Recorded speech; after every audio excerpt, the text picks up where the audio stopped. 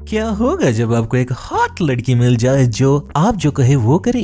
Welcome, मैं हूँ कामदेव और आज आपको सुनाऊंगा कॉमेडी रोमांस फिल्म वेट साइंस की कहानी। कहानी की शुरुआत होती है दो आइसोलेटेड और सिंगल टीनेज लौंडों के साथ, गैरी और व्हाइट, जिन पर अब तक कामदेव की कृपा नहीं हुई है। लड़कियों के गर्म जिस्म को ताड़ते हुए वे दोनों दिन में सपने देखने लग जाते हैं। एक दूसरे को कहते हैं हम भी इन लड़कियों के साथ पार्टी करेंगे, फिर नाइट लाइफ जिएंगे और अंत में संभोग भी करेंगे।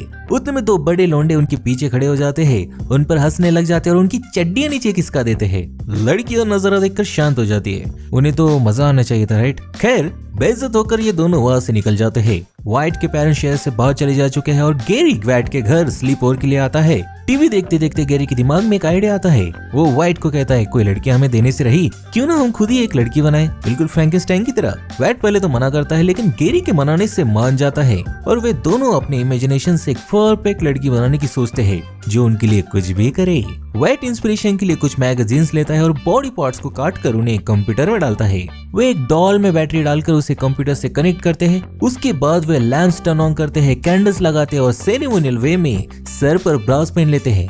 जैसे ही व्हाइट एंटर की दबाता है, वियर्ड साइंस काम करने लगती है। क्लाउड्स लाल पड़ जाते हैं और खतरनाक रेडिएशंस बरसने लगते हैं। एक तेज बिजली की एनर्जी डॉल के अंदर से पास होती है और एक तेज तूफान घर के अंदर आने लगती है। व्हाइट घबरा कर सिस्टम ऑफ कर देता है। एक्सपेरिमेंट फेल हो चुका है और गुस्से में गैरी बेसबॉल बैट से कंप्यूटर को बर्बाद करता है और मॉनिटर को विंडो के बाहर फेंक देता है। वे देखते हैं तूफान के बाद डॉल गायब हो चुकी है। दरवाजा क्रिक करता है और उनके सामने एक बेहद ही लाजवाब लड़की आ पधारती है। उन्हें तो अपने आंखों पर विश्वास ही नहीं हो रहा। लड़की पूछती है वे उसके साथ सबसे पहले क्या करना चाहेंगे। हम देखते हैं वे तीनों एक साथ नग्न अवस्था में शावर ले रहे हैं, थ्रीसम। वे दोनों उस लड़की के साथ ट्रिप पर जाने के लिए सूट अप होते हैं। रूम के बाहर आते ही उनके कपड़े फैंसी कपड़ों में बदल जाते हैं। वो लड़की अब कार चला रही है और दोनों लौंडे बैठे हुए हैं। वो बताती है वो उनके लिए कुछ भी कर सकती है। वे उसका नाम लीजा रखते हैं। वे क्लब में आते हैं पर गैरी कहता है हमारी एज के अनुसार हमें एंट्री नहीं मिलेगी। उतने में लीजा उन्हें फेक आईडीज देती है जिनमें उनकी एज 21 है। लीजा कहती है जाओ मजे करो, कामदेव की कृपा बने रहे।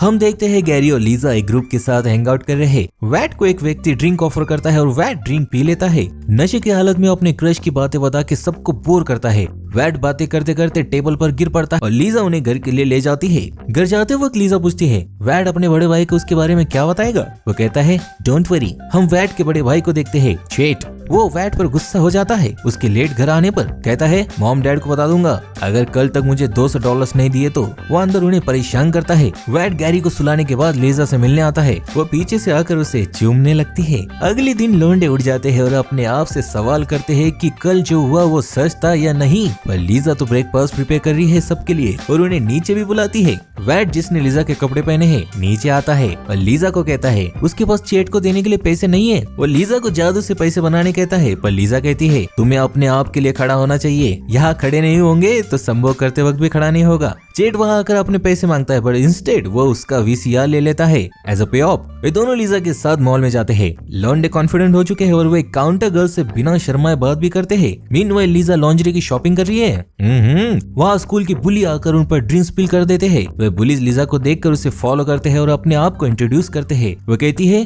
वो अपने राइड का इंतजार कर रही है। गैरी लीजा को बुलाता है। लीजा वहाँ आकर गैरी को किस देती है और कार में बैठ जाती है। जाते जाते उन दोनों को व्हाइट के घर पार्टी के लिए इनवाइट भी करती है और अपने दोस्तों को भी साथ ले आने कहती है। गैरी उसे फिर से किस करता है और वे निकल जाते हैं। लीजा गैरी के घर जाती है ताकि उसके पेरेंट्स उसे पार्टी में आने दे। गैरी का बाप सीधा पुलिस को कॉल करने लगता है पर लीजा उस पर गन तान देती है। वो हाँ कह देता है और वे पार्टी के लिए निकलते हैं। गैरी थोड़ा सा नाराज है क्योंकि उसे वापस घर भी तो जाना है पर लीजा कहती है डोंट वरी, उन्हें कुछ याद नहीं रहेगा। पार्टी में सैकड़ों बच्चे टपक पड़ते हैं। लोग डांस कर रहे हैं, ड्रिंक कर रहे हैं। लीजा उन्हें खाना सर्व कर रही है। इयन और मैक्स अपने गर्लफ्रेंड्स के साथ वहाँ पड़े हैं। उसी समय व्हाइट का पेट खराब हो पड़ा है। गैरी उसे मॉरल सपोर्ट दे रहा है। डेव और हिलरी घूमते घूमते बाथरूम नॉक करते हैं। गैरी डोर खोलता है और लड़कियों को देख झट से बंद कर देता है लेकिन लड़कियां अंदर आना चाहती है। कामदेव की कृपा, गैरी उन्हें अंदर आने देता है। वे बातें करने लग जाते हैं। लॉन्डे नर्वस है। वे आपस में डिस्कस करते हैं कि इन लड़कियों को हमें इम्प्रेस करना होगा पर लड़कियां चली जा चुकी है। लीजा मिलती है उन्हें और कहती है तुम्हें व्हाइट और गैरी के साथ बात लेना चाहिए।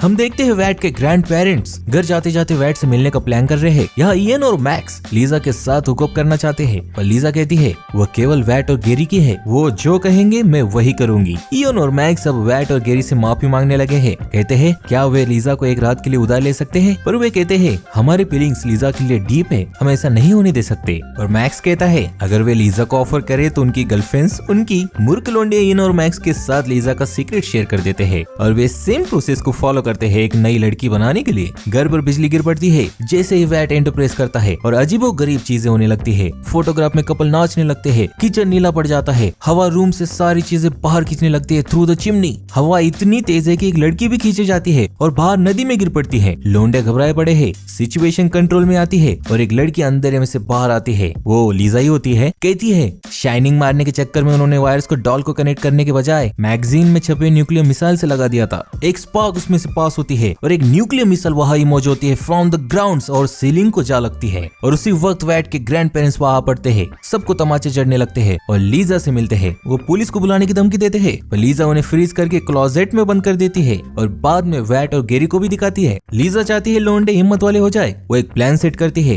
एक मोटरसाइकिल गैंग आ जाती है, फ्लोर पर करतब करते हुए सारा घर बर्बाद कर देते हैं। इतना कम था कि अजीब म्यूटेंट्स वहां आ जाते हैं with a chain girl. Firing करते हुए वे गेस को हरास करने लग जाते हैं। लीजा लोंडो के पास जाती है जो कैबिनेट में छुपे बैठे हैं। कहती है तुम लोगों को इन गुंडों को भगाना होगा और ये सही मौका है सबके सामने हीरो बनने का। वे डरे हुए हैं, वे तो आने से रहे, पर एक म्यूटेंट वैट को क्लोजेट से बाहर निकालता है और गेरी को भी बाहर आने कहता है। म्यूटेंट्स का हेड उन्हें पूछता है यह पार्ट इतना नहीं रखी है के, और उनका मजाक बनाने लगता है। सब हंसते हैं और वे डेब और हीली को पकड़ लेते हैं और लोंडो की मर्दांगी आखिरकार जाग जाती है। वे हेड म्यूटेंट के पास जाकर कहते हैं लड़कियों को छोड़ दो और सबसे माफी मांगो और यहाँ से निकल जाओ। अगले सीन में हम देखते हैं वैट एक रूम में है। हीली उसके पास आकर कहती है आज की रात अजीब थी ना। उसी समय गैरी और डेब भी दूसरे कमरे में बातें कर रहे हैं। डेब पूछती है तुम्हारी लीजा के लिए क्या फीलिंग्स है। वो कहता है लीजा वो है जो मैं हमेशा से एक लड़की में चाहता था, पर अब मैं जान चुका हूँ मुझे असल में क्या चाहिए, और अगर मैं फिर से लड़की बनाऊंगा तो बिल्कुल तुम्हारी तरह बनाऊंगा।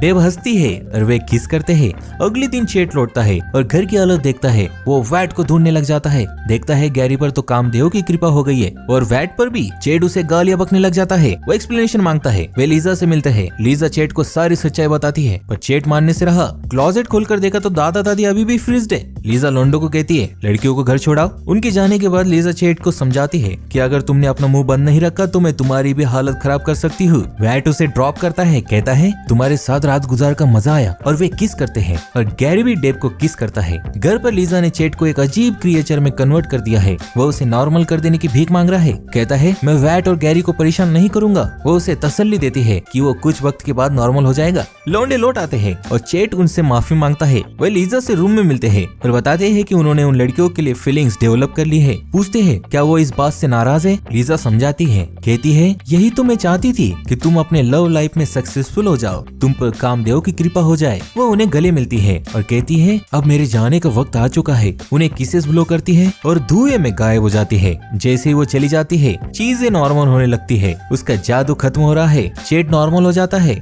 वैट के पेरेंट्स भी वेकेशन से लौट आ चुके हैं। लौंडे उनसे ऐसे मिलते हैं जैसे कुछ हुआ ही नहीं। कहानी खत्म। आशा रखता हूँ आपको ये कहानी कामदेव की जुबानी अच्छी लगी होगी। चैनल नया है तो मैं सारे काम व्यसनी प्रेक्षकों से विनती करता हूँ वे इस चैनल को सब्सक्राइब करें, इस वीडियो को लाइक करें ताकि कामदेव की कृपा आप पर बनी रहे।